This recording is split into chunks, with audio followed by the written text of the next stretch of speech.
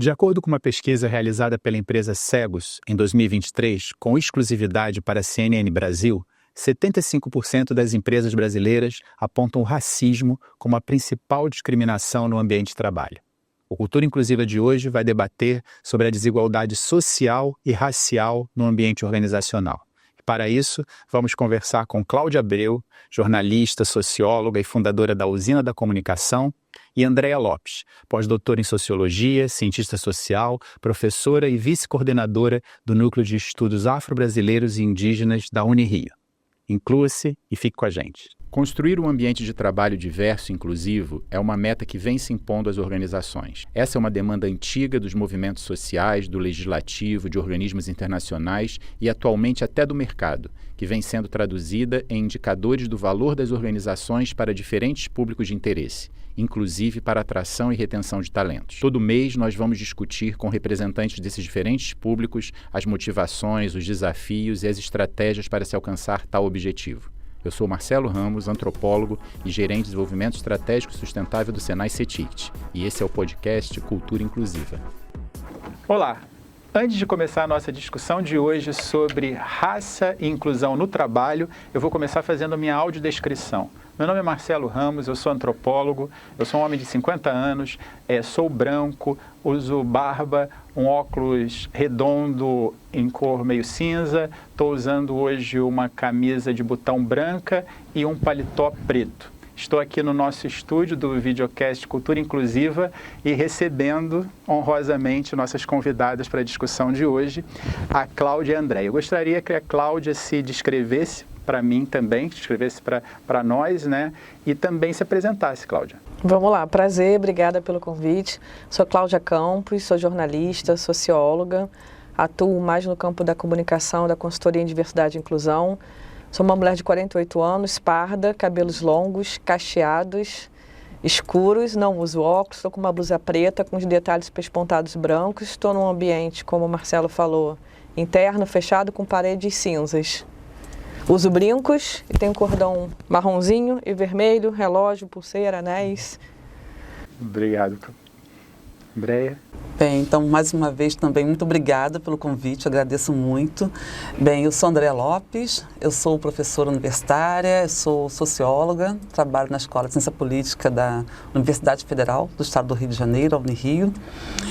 Também atuo no programa de pós-graduação Memória Social, também da Unirio, e de Ciência Política, são 2 programas de pós-graduação, ambos na Unirio. Eu sou uma mulher negra, tenho cabelo crespo, curto, não sei se é curto, né? Acho que é curto.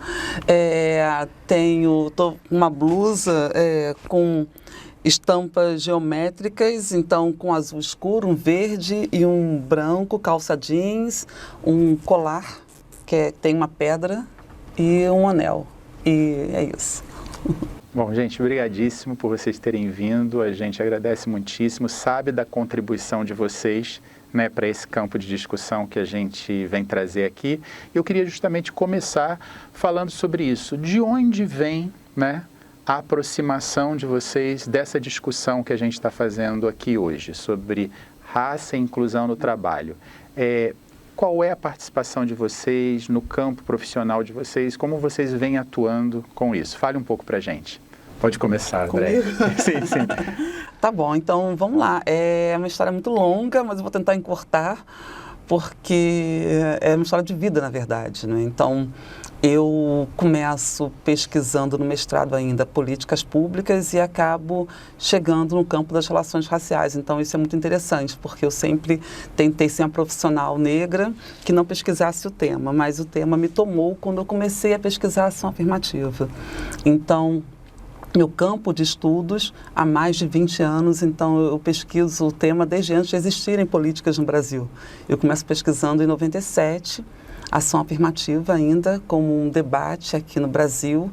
Acompanho todo o processo de construção, já pesquisei para a Uni, pesquisei cotas na universidade, permanência, e então raça me atravessa como um tema de pesquisa muito constante. E, evidentemente, eu penso em ensino superior e penso também em outras esferas da vida, como, nesse caso, o mercado de trabalho.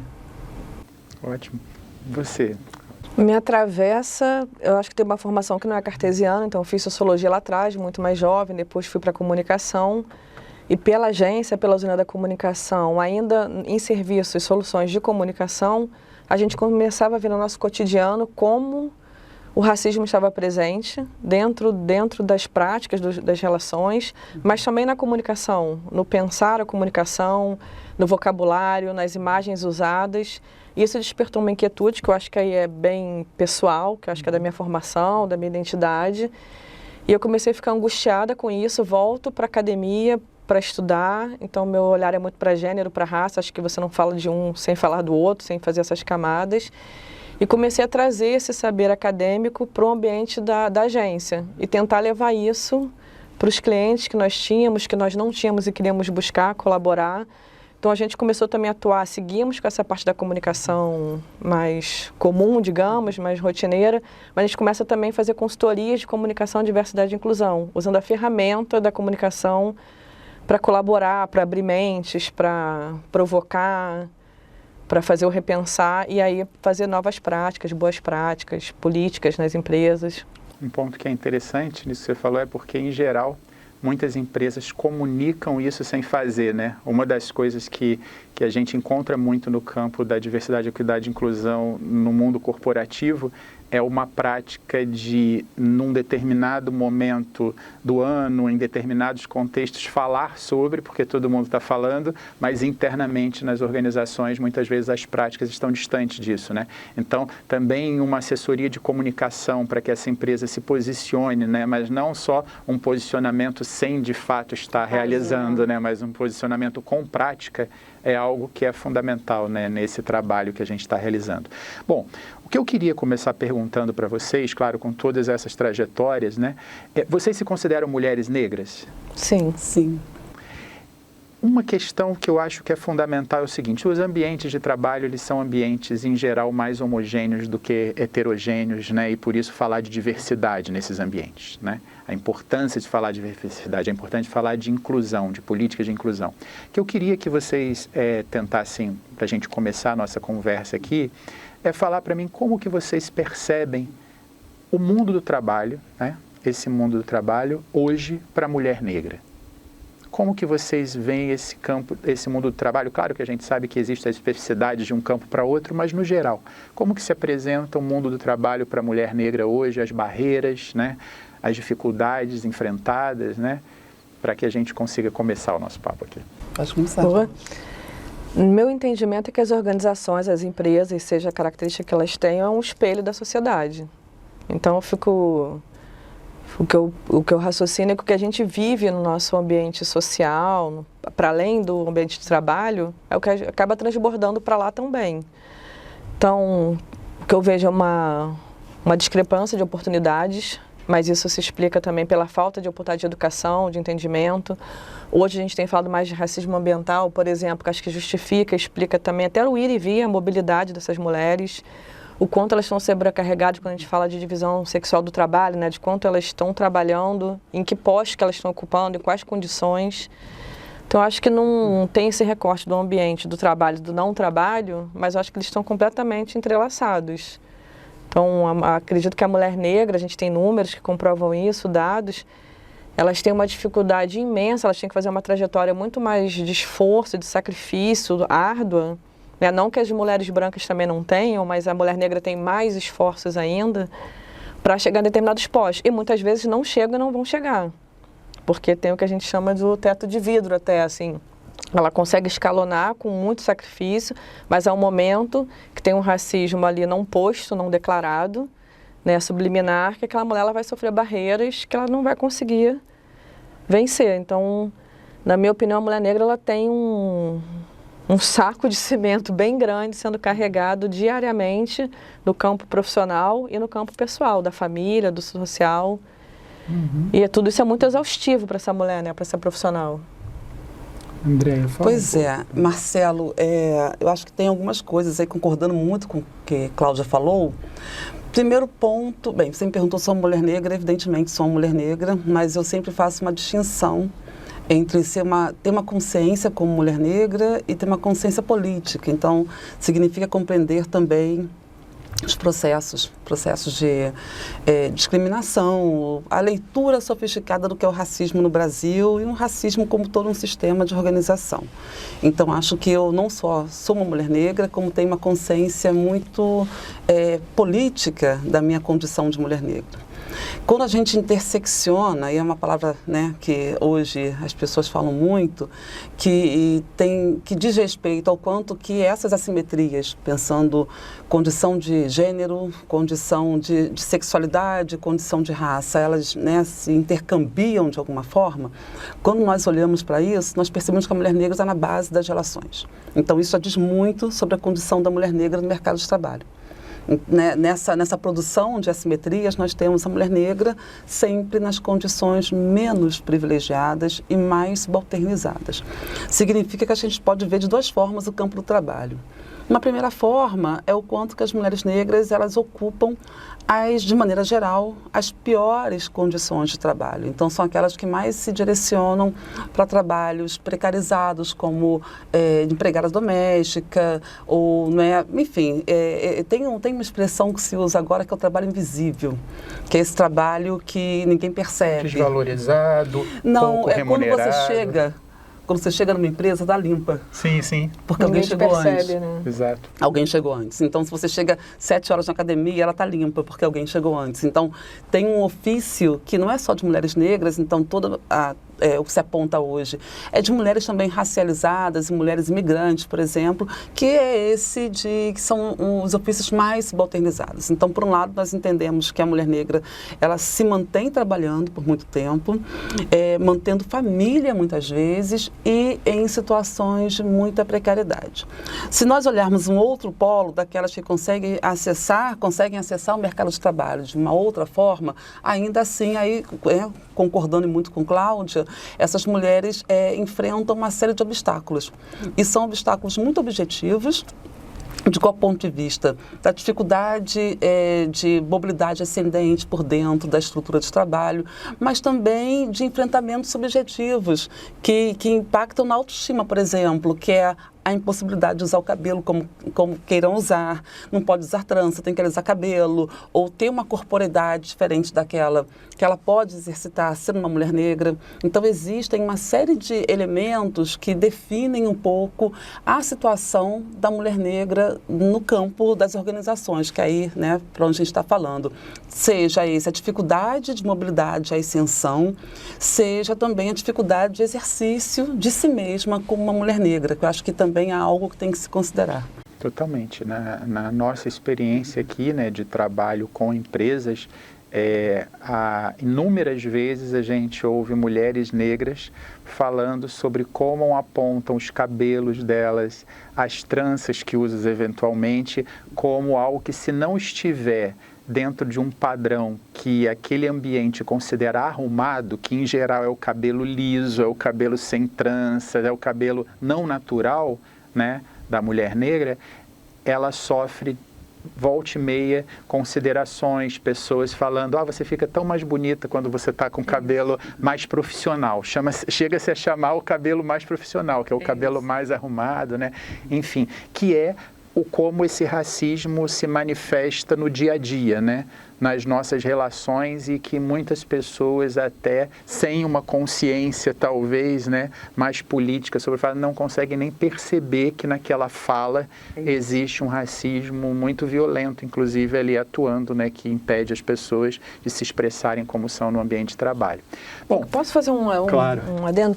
Inclusive, assim, às vezes a própria pessoa pertencente a essa população negra, ela sente o desconforto, e aí eu estou falando inclusive de mim, e não tem a tal da consciência negra, consciência política, e muitas vezes se sente oprimida, mas não sabe nem como se comportar. Entende que é doloroso, que tem algo a oprimindo, mas não consegue nem se colocar para tentar reverter aquilo.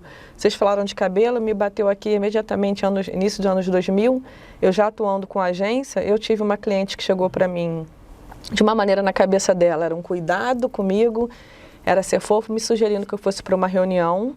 E na época, quando eu tinha cabelo assim, que a gente chama de relaxado, né? Então, você ficava no meio termo, né? Nem liso, e nem crespo, nem enrolado, mas tentando se adequar de alguma forma ao padrão branco. E ela falou, eu te sugiro que você faça escova, aquela escova mais não permanente, né? porque fulaninho vai estar na reunião e ele gosta de algo, todo mundo bem arrumado.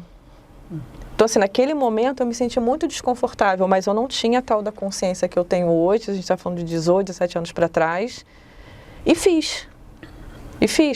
Não era da minha natureza, não era meu estilo de cabelo, mas eu fiz, porque eu queria conquistar aquele espaço. Então você acaba, de forma subliminar, Sim. atendendo. É muito recorrente que isso aconteça. Isso que a gente acabou de falar aqui, né, é um retrato do que ocorre na vida das mulheres negras, no seu dia a dia, no ambiente de trabalho e fora dele. E o que eu queria também começar a pensar com vocês é quais são as estratégias, os caminhos, né, de combate a essa realidade.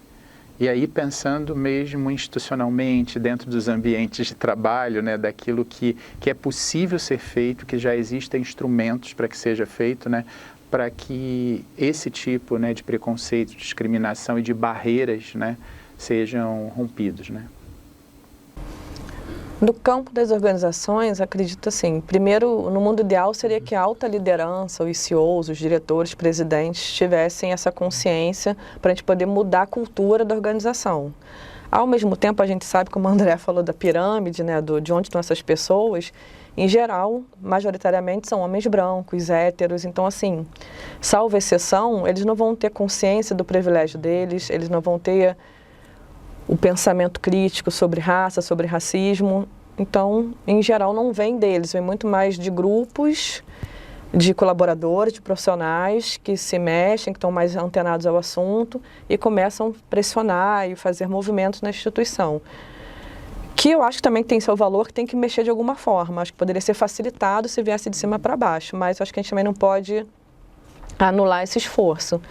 E aí o que eu acho muito interessante quando são empresas que conseguem ter a maturidade de entender que antes de começar a fazer ações de sensibilização, palestra, workshop, mas sem saber do que eu estou tratando de fato, sempre que a gente é chamado, por exemplo, a alguma consultoria, eu acho muito interessante quando a gente faz diagnóstico, um censo da empresa, para saber em primeiro lugar quem somos nós, né? Quais são os furos que nós temos, quanto de mulheres negras, homens negros temos aqui nessa empresa, quantos não temos, o quanto a gente está díspare dos dados do IBGE, por exemplo, da nossa realidade. Então, para mim, acho que um primeiro passo é a gente ser honesto, de entender assim, quem somos nós, para depois a gente poder começar a criar comitê de diversidade, políticas, boas práticas e saber onde a gente quer chegar. E eu não consigo acreditar muito que a gente vai chegar no lugar de forma genuína, com raiz e sem saber quem somos. Então, assim, na medida do possível, quando a gente entra numa organização que a gente pode influenciar, tem essa abertura, para mim o primeiro passo é um diagnóstico. Um diagnóstico quase que um censo daquela Sim. população de colaboradores para Sim. mostrar quem são eles, onde estão, de onde vieram, né? Como que se praticou, por exemplo, questões como progressão, promoção, né? Quem está num determinado cargo e não em outro. E considerando que o André tinha falado dessas camadas, desses cruzamentos de informações, né? De gênero, de raça, de idade, pessoas com deficiência, enfim, daí a gente está falando aqui mais focado em raça, mas a gente está falando de uma diversidade, uma pluralidade, porque tem essa máxima assim, somos diversos, sim, mas o que nos torna de fato diversos justamente é que somos diferentes, temos que respeitar isso, não tem nenhum problema, mas a gente tem que entender quais são essas diferenças onde estamos, né?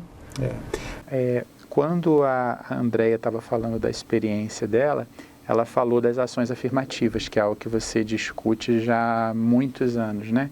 Como que você vê a questão das ações afirmativas nessa agenda do trabalho para pessoas negras? E aí eu não vou reduzir só as mulheres negras, né?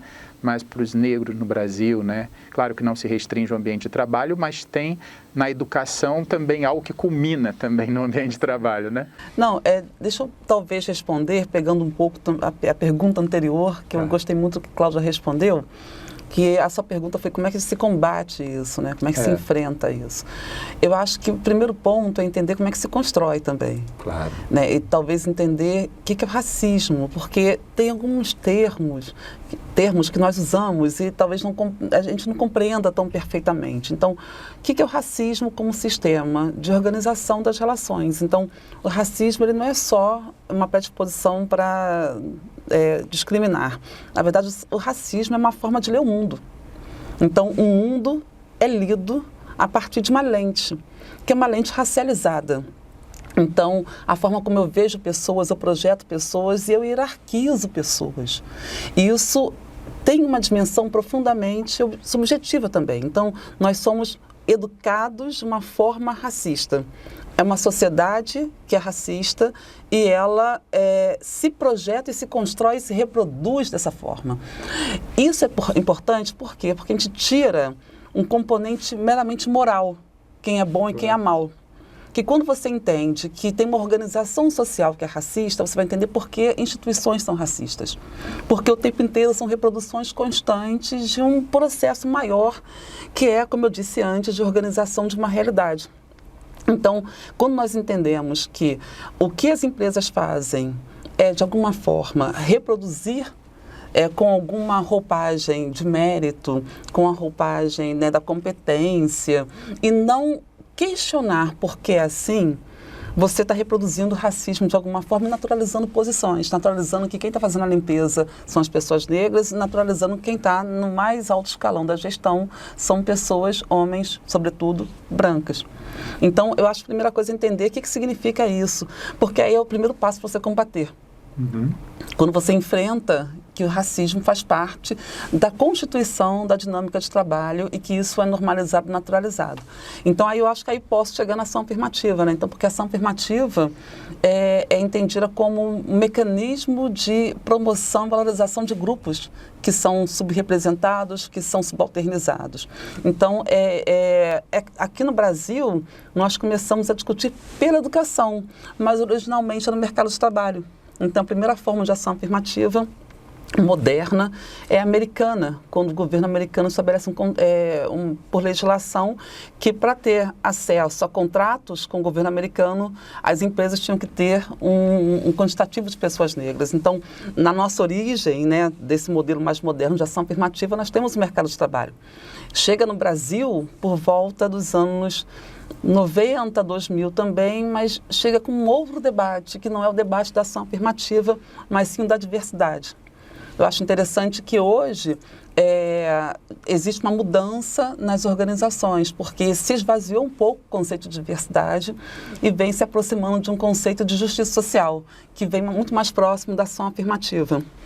Então, efetivamente, quando você pensa em ação afirmativa no campo do mercado, você está pensando também em promoção de igualdade de uma maneira crítica, e não só do quantitativo de pessoas, né, na diversidade, mas o quanto você tem que pensar nas posições que elas ocupam, como que elas vão acessar, enfim. Mas eu acho que, para começar, a gente pode... Nossa, para começar, você fez um apanhado excelente, porque justamente compreender essa estrutura, né, que é produzida e reproduzida, né, por todos esses meios, e entender que esse movimento das ações afirmativas, né, ou pelo menos o que ela se pretende, é o que promove de fato a inclusão. Né? Porque o que esses censos de diversidade fazem muitas vezes é observar numericamente se nós temos equivalente na população dentro da empresa, aquilo que existe fora, onde eles estão, claro, mas para além do censo você tem que ter as ações para que essa inclusão se efetive. Não basta inserir pessoas com deficiência, pessoas negras na organização e elas estarem nos mesmos lugares. Né? É você conseguir ter justamente um caminho a percorrer para maior igualdade, né? São políticas de equidade, né? Não deixa de ser, de você buscar dar a cada um o que cada um precisa para ter igualdade de oportunidades com os demais, né? Então,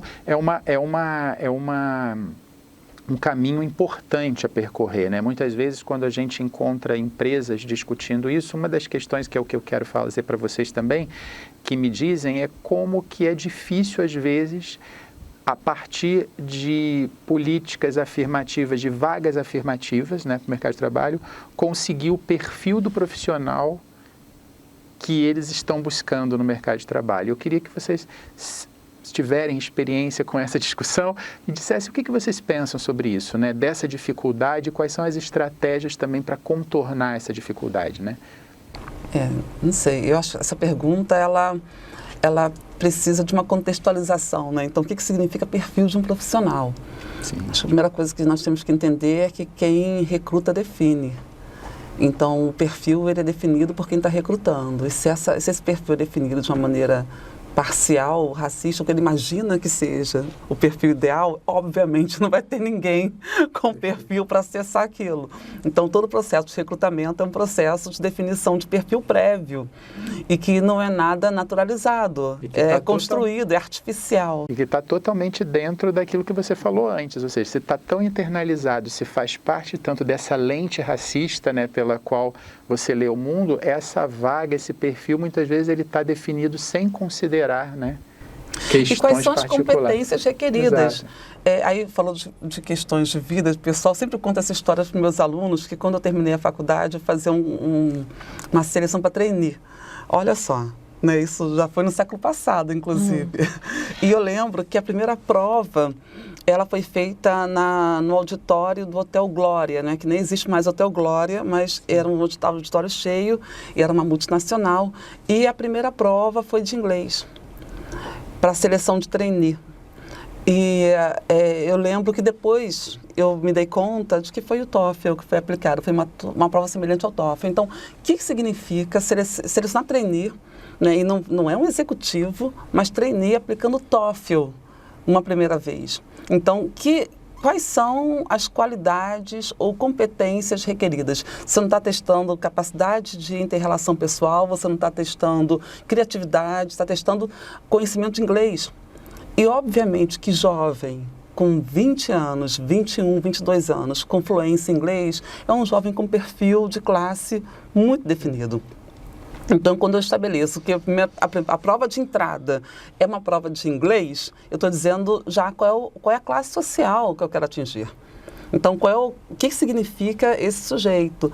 Então, óbvio, né, que falar que não tem um perfil adequado, na verdade, corresponde muito mais ao perfil que você entende como adequado do que, de fato, a uma adequação mais ampla. Ou seja, democrática, democrática, inclusiva. Na definição dos perfis e dos critérios que você estabelece para a seleção, você já está ali fazendo um recorte. Com certeza. Que é um recorte de gênero, um recorte racial, um recorte com todos esses vieses, né, que acabam privilegiando já privilegiados, né? Isso. E nesse sentido, trazendo para as organizações, o RH tem um papel fundamental, né?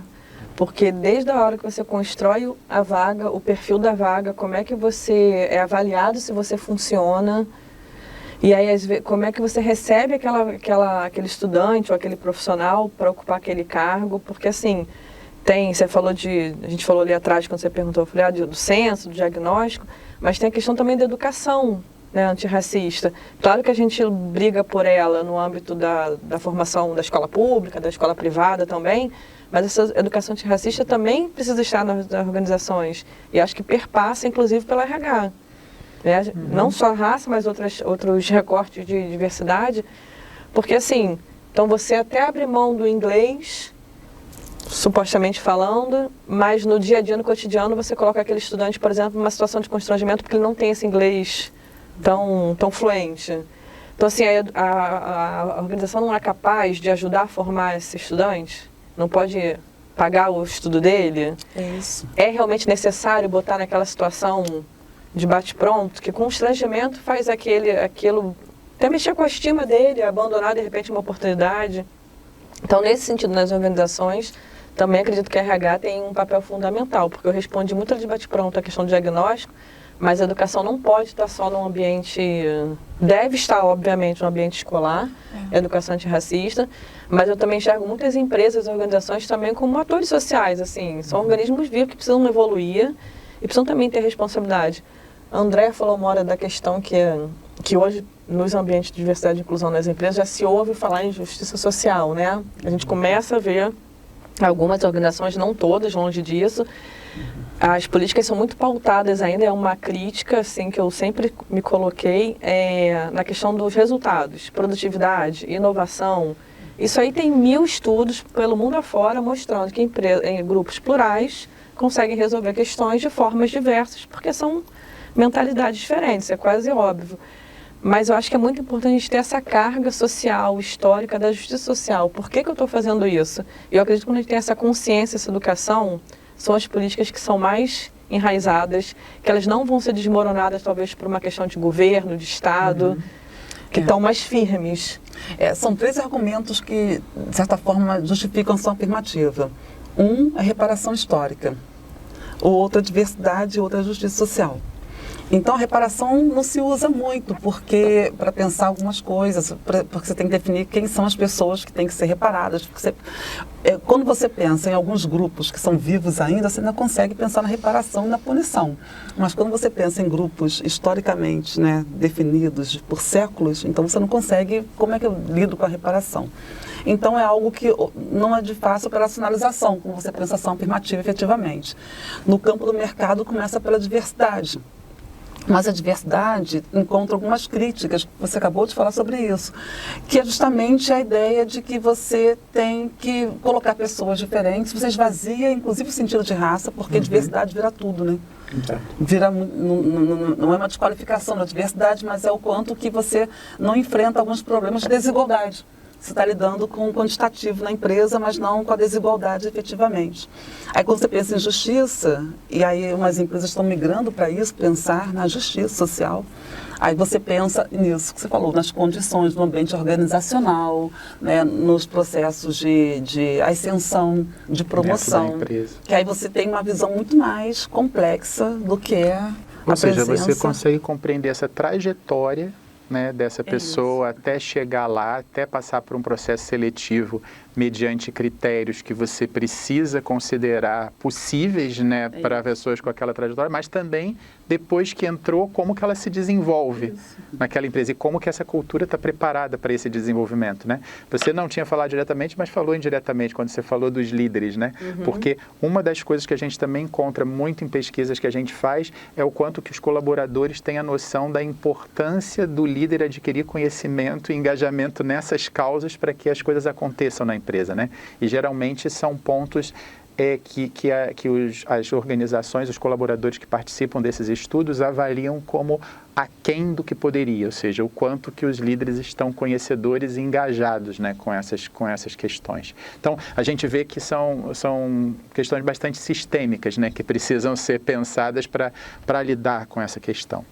Bom, uma outra pergunta que eu sempre gosto de fazer, a gente está dentro do ambiente de trabalho com pessoas convivendo e se relacionando no dia a dia. Como você disse muito bem no início, é como se os ambientes de trabalho fossem recortes da sociedade. Recortes muitas vezes muito hegemônicos, elitizados, homogêneos, mas aqueles que guardam algum nível de diversidade, você também observa nas relações muito preconceito, muita discriminação, e é outro ponto que a gente encontra muito quando se fala de pessoas negras, mas também indígenas, né? Pessoas com diferentes características no mercado de trabalho. A pergunta que eu faço para vocês é: como combater também essa questão fundamental, que é a questão de um racismo recreativo, né? Desse tipo de brincadeira que se faz entre amigos e que parece que não tem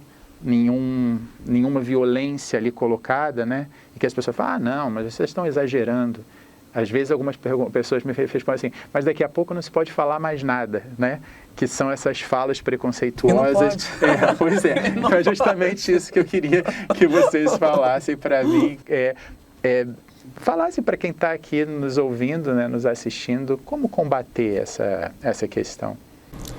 Quer que eu fale? Pode ir. Começa. Assim, no ambiente corporativo a gente usa muito o conceito de microagressão, né? Que eu já acho o nome... Não sou nenhuma especialista no tema, mas já acho um nome que não deveria ser microagressão, porque elas podem ser pequenas no trato, vem mascarada de racismo recreativo, de homofobia recreativa, mas elas são altamente violentas, né? Então, eu acho que, de novo, a gente volta para o ponto da educação. Acho que a gente tem que discutir muito pacto da branquitude, esse André vai falar muito melhor do que eu, a questão do privilégio, porque assim, há uma necessidade urgente, que eu considero urgente, quando você fala de reparação histórica, a gente não pode mais brincar, não, já deveria ter parado de brincar há muito tempo, porque isso não é brincadeira, são vidas que estão em jogo, as pessoas morrem porque ocupam essas populações, não, porque como elas são tratadas por pertencer a essa população. Então eu acredito muito assim, na educação, e aí é um processo que a gente sabe que é longo, que às vezes é exaustivo, que é diário, também acredito que as pessoas têm que ter uma consciência, as empresas podem colaborar muito nisso, do que é crime. Racismo é crime, está posto. Homofobia é crime, está colocado. Então as pessoas também têm que ter noção, já que não vai, às vezes, de uma forma talvez mais amorosa, pela consciência, então vamos pelo campo da justiça também. Acho que as pessoas também precisam ter essa noção. E, por exemplo, esse é um tema que eu sinto falta nas organizações, de não instruírem seus profissionais que elas estão fazendo é criminoso. Não sei se minha linha de raciocínio É isso que você está respondeu. querendo dizer quando você fala não é para falar mesmo, não pode falar Não, mesmo. com certeza. Não, aí volta para porque é o racismo, porque nós temos uma tendência a entender uma expressão do racismo só nas agressões mais frontais. Quando são xingamentos, quando são agressões, mas o racismo, ele está disperso em uma série de outras formas. Então, seja na dimensão recreativa e seja na minimização dessa dimensão recreativa. Também é racismo. Quando a pessoa faz uma piada e quando isso é minimizado numa empresa, isso também é racismo. Então, o ambiente organizacional, a cultura organizacional, muitas vezes é racista sem ser frontalmente racista. Então, acho que algo que é muito importante é conseguir fazer uma leitura muito franca do quanto que as práticas que são racistas estão dispersas em vários níveis na empresa, seja na permissão para que as pessoas brinquem dessa forma, seja na dimensão da negligência, de permitir que elas brinquem, na não punição, na não compreensão de que tem uma série de formas de racismo que estão colocadas, que são agressivas, como Cláudia disse, né? Então, são microagressões, mas não são microagressões, são agressões de fato. Né? Minimizar o racismo também é racismo. Minimizar a agressão também é racismo. Então, isso é profundamente importante. Agora, passa de um querer entender isso. Né? É preciso que se entenda isso na empresa, porque só políticas de diversidade ou políticas de enfrentamento pro forma não vão adiantar. Né? O quanto que você consegue entender que o racismo, ele constitui a sua estrutura organizacional. Isso aí é enfrentar com seriedade. Agora, quantos querem fazer isso? Falando agora um pouco do que você falou, não é para fazer mesmo por todas essas razões, mas você falou também dos aspectos legais, né, daquilo que já se configura como crime, né, determinadas práticas. Como que vocês veem a aplicação dessas leis, né, de injúria racial, né, de homofobia equiparada à injúria racial, de racismo e homofobia no ambiente de trabalho, né, mas focando agora nas questões raciais? Como que vocês veem isso? Mudou a legislação, né?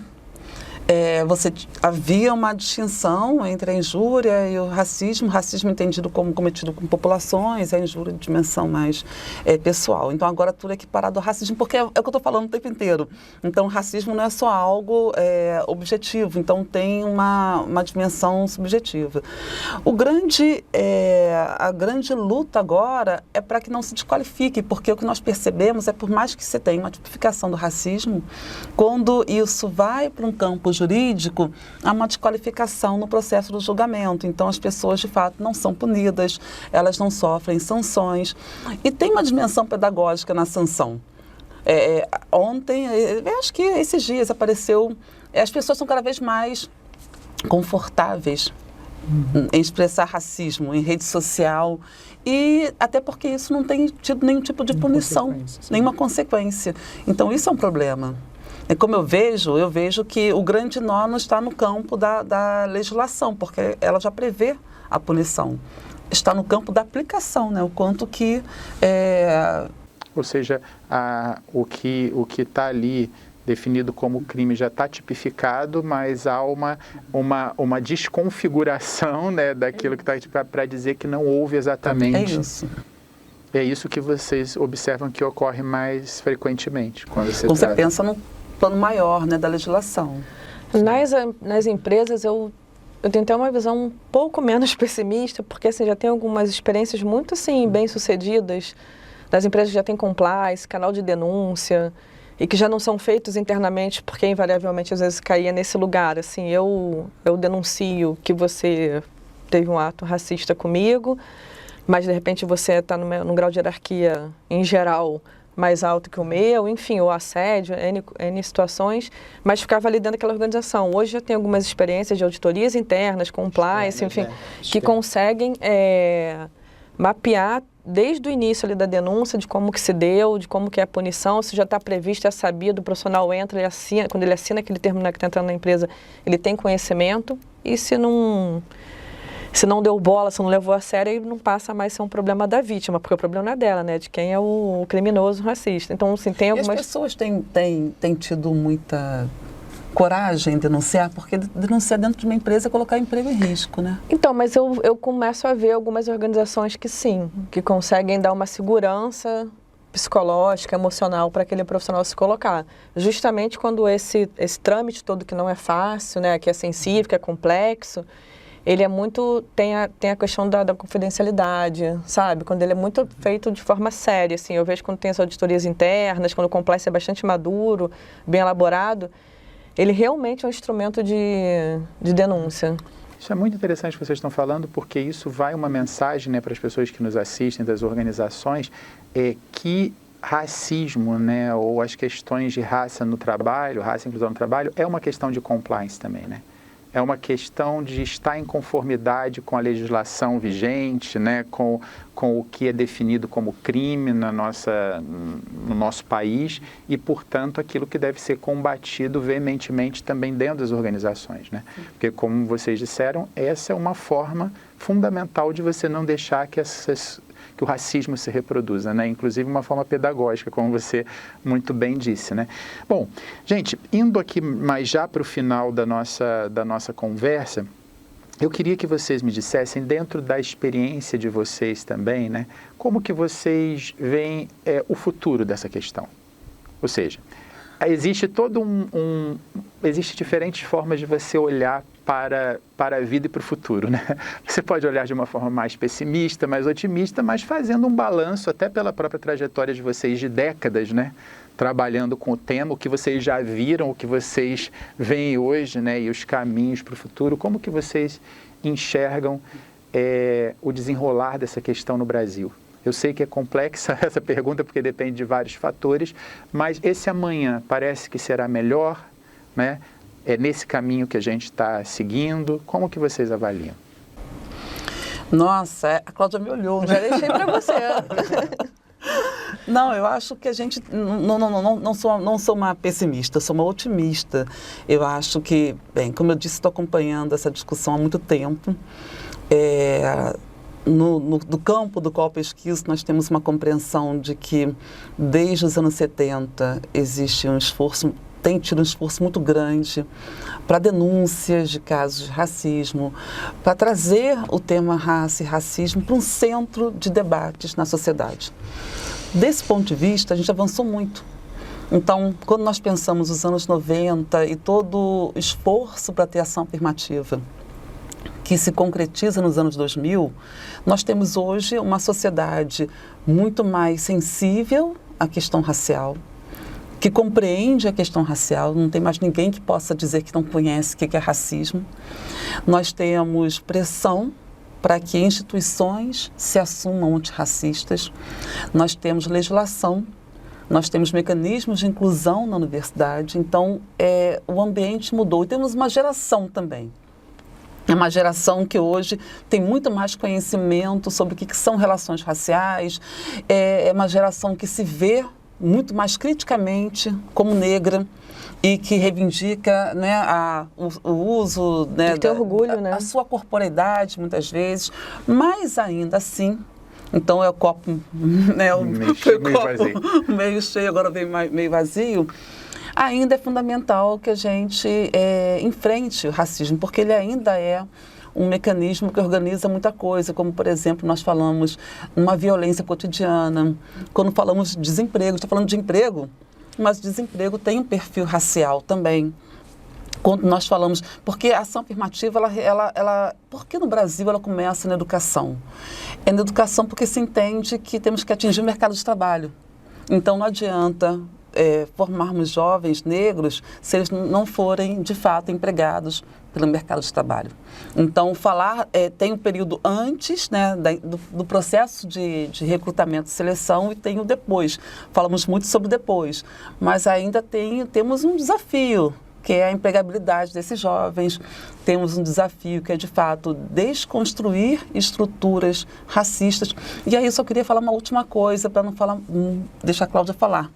Eu acho que o racismo aqui no Brasil, ele é muito associado ao que a gente vem discutindo, que é o resquício de um colonialismo. Então, é um país que não é só racista, mas que arrasta uma herança escravocrata ainda, que obviamente se vincula com racismo. Então, não é só a exclusão de pessoas negras, mas é um sentido de hierarquização, de minimização, de inferiorização e de desumanização. Então, o racismo ainda é, apesar dos grandes avanços, uma força contra a qual lutar. Então eu vou justificar então o motivo que eu fiz essa pergunta sobre o futuro. Há sendo divulgado, né, atualmente uma série de matérias sobre empresas multinacionais, muitas americanas, que estão dissolvendo seus departamentos, as suas áreas de diversidade e inclusão, né? Ou seja, aquelas que se estruturaram para lidar com essa questão estão deixando de investir nisso aparentemente. Dizem elas que não deixarão de atuar na causa, porque é impossível deixar de atuar, ou seja, que continuarão seguindo, né, todos os protocolos e políticas necessárias, mas de forma, digamos assim, daquilo que é representativo, né, não teriam mais departamentos cuidando disso. Então eu queria saber, quando eu perguntei sobre o futuro, é um pouco para ouvir isso, e queria ouvir de você também, Cláudia, que também está próxima às organizações, como que você vê esse movimento e também esse futuro, né, dessa agenda nas organizações. Como a Andréia, vejo o copo meio cheio, apesar de saber que é um trabalho árduo, que a gente está falando de cultura, de mudança educacional, de visão de mundo. A gente tem essas percepções, essas opiniões, que tem algumas instituições que estão deixando de investir, que estão diminuindo a força desses departamentos, dessas políticas. Eu penso que há movimentos globais, mesmo políticos, que os governos, de alguma forma, validaram que esses assuntos foram diminuídos, fossem minimizados. Então, não descarto que há, obviamente, essas empresas, porque a gente sabe, a gente vê, a gente toma conhecimento. Ao mesmo tempo, eu continuo sendo otimista, e trazendo aqui para o Brasil, porque eu vejo programas ganhando fôlego, empresas que não tinham seus departamentos de diversidade e inclusão, que eram colega da área de marketing ou de sustentabilidade ou do RH, que formavam grupos de afinidade ou comitês e que, na verdade, até acumulavam tarefas, né? Eles continuavam com suas atribuições e ganhavam mais uma, que era falar de diversidade e inclusão. E a gente começa a ver que algumas organizações começam a abrir esses setores especificamente, ter profissionais voltados só para a gestão da diversidade. E tem um movimento que também aqui no Brasil, eu prefiro olhar o copo meio cheio, me causa também assim otimismo, que empresas às vezes pequenas e de médio porte não se falava sobre isso. Ficou muito no campo das grandes, inspiradas pelas multinacionais, algumas estatais.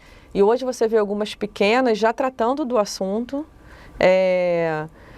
Tudo bem, tem menos investimento, tem menos recurso, mas dentro de suas realidades, falando, trazendo suas ações talvez mais táticas do que é possível.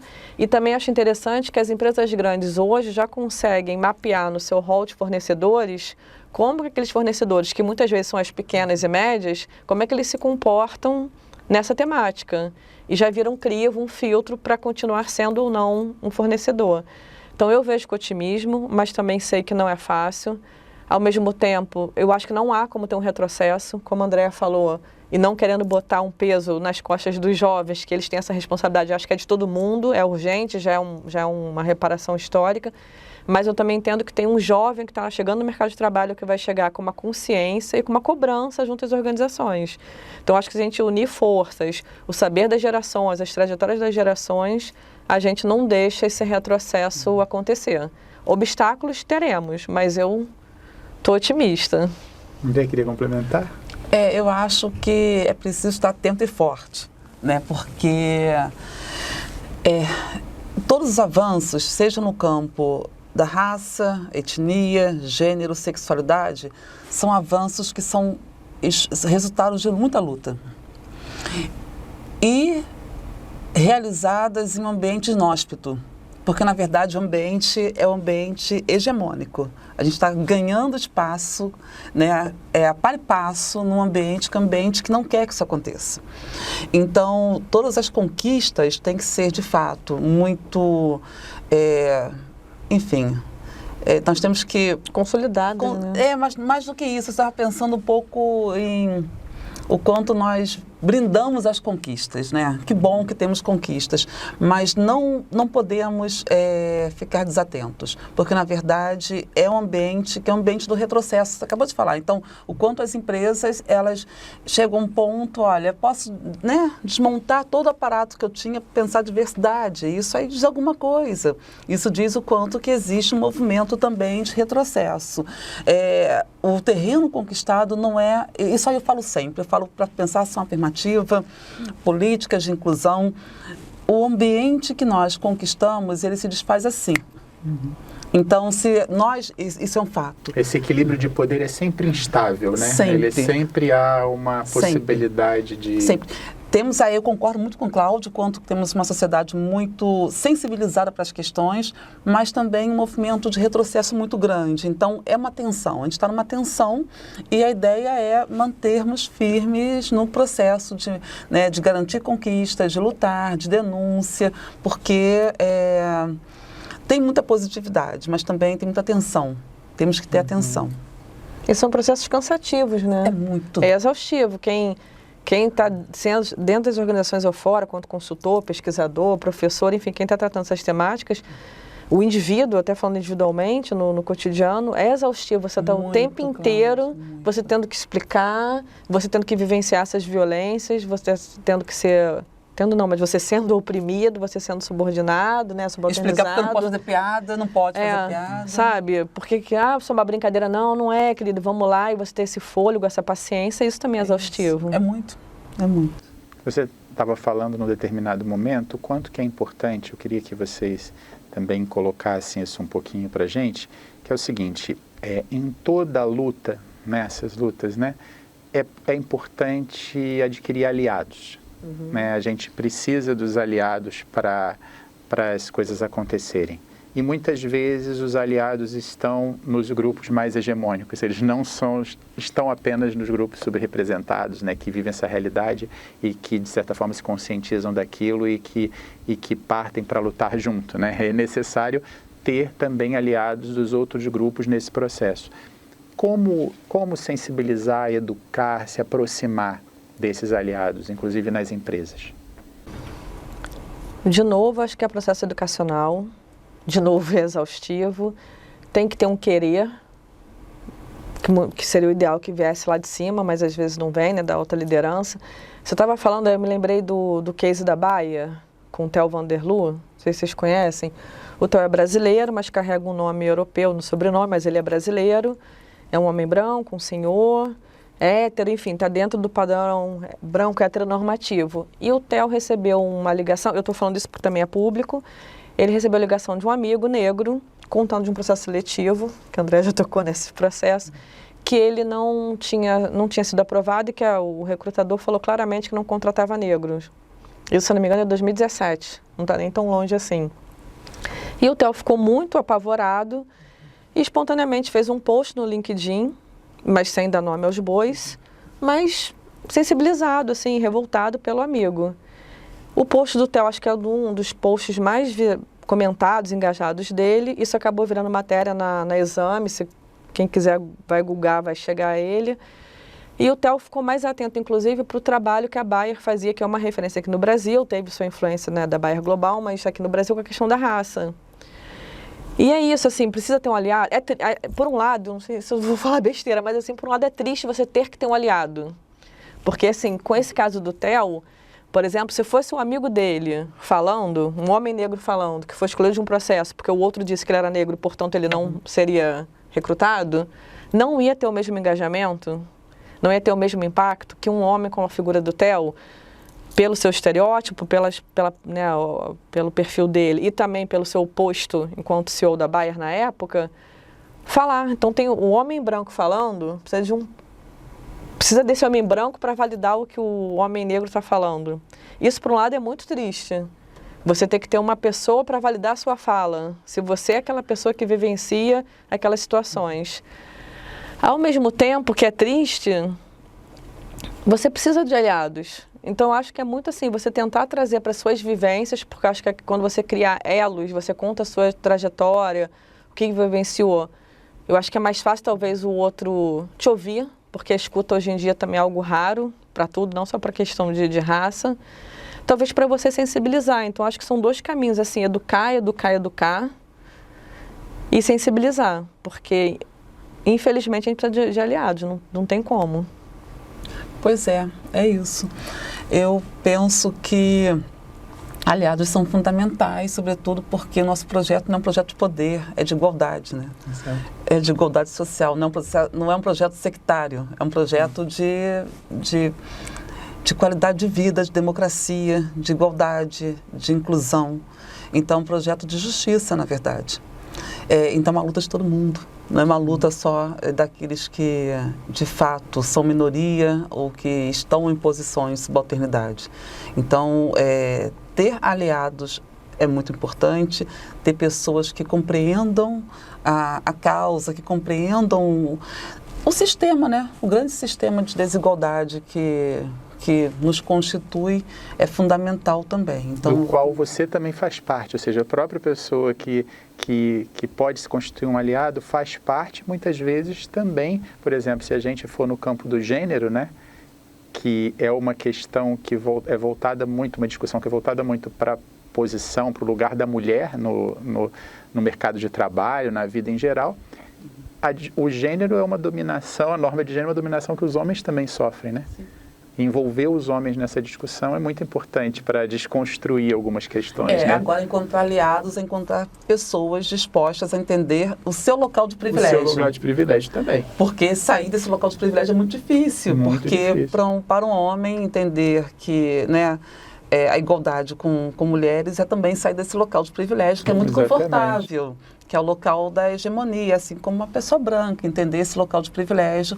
E aí, eu só queria falar isso, nós conversamos um pouco antes, o quanto que privilégio é uma categoria que vem sendo acionada pelos movimentos como uma forma de se contrapor à ideia do mérito, a princípio, né? Quem está aqui porque tem mérito. Na verdade, tem porque, de alguma forma, é dotado de alguns privilégios. Então, você ter uma família que permitiu que você estudasse, uma família que fez com que você não trabalhasse precocemente, uma família que conseguiu pagar o melhor tipo de educação, na verdade, é um privilégio.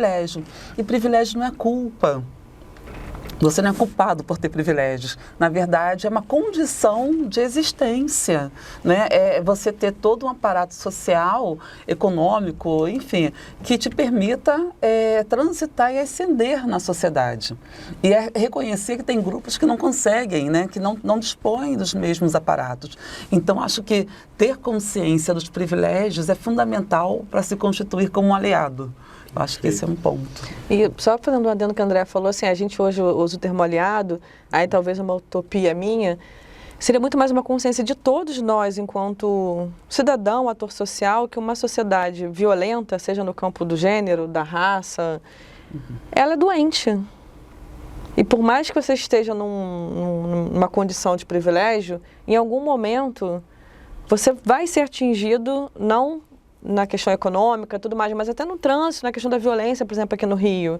Então, assim, você ficar distanciando e não pensar em termos de sociedade é doentio, né? Gente, eu queria agradecer muito a vocês por essa conversa. Eu acho que foi bastante esclarecedora para mim, foi pelo menos, acho que para as pessoas que estão nos ouvindo, nos assistindo também. Vocês trouxeram as experiências de vocês, cada uma do seu lugar, aquilo que as duas têm em comum, né? E também conseguiram esclarecer bastante, né, o como que a gente pode promover inclusão no ambiente de trabalho, né, sobre essa discussão de raça, né, no nosso país. Tão complexa, mas tão necessária para que a gente avance, né, numa sociedade mais justa, como a gente estava dizendo. Então, obrigado a vocês. Obrigada. E até uma próxima para vocês, até um próximo Cultura Inclusiva.